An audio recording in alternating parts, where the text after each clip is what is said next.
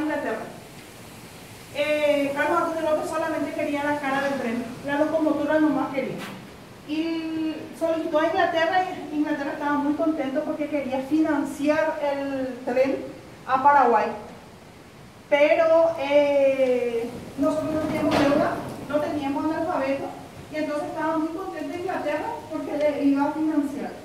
Y grande fue la sorpresa para Inglaterra cuando Paraguay fue a pagar el tren, lo pagó al contado y con monedas de oro, sacándole la posibilidad de un financiamiento.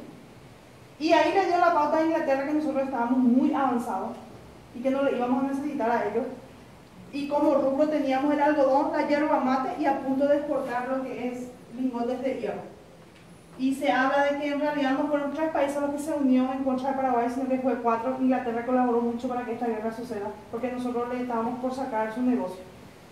Y justamente ellos estaban pasando por una crisis económica, la industria textil se le estaba cerrando, Inglaterra estaba trayendo algodón de Estados Unidos, y entonces ese problema estaban ellos pasando y querían llevar algodón de Paraguay, y Francisco Solano López le puso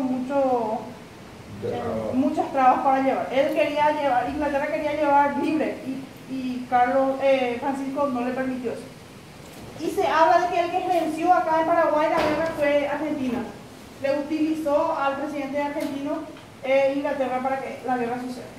Dicen que Mitre, que era el presidente cuando era la guerra de la Triple Alianza, nuestra portavoz de Paraguay, Patricio Escobar, se iba muchas veces junto a Mitre para decirle que ataque la guerra, que él puede atacar, que no deje que mucha gente muera. Y le dijo Mitre, perdonar la vida a Francisco Solano López sería un episodio que la humanidad jamás me va a perdonar.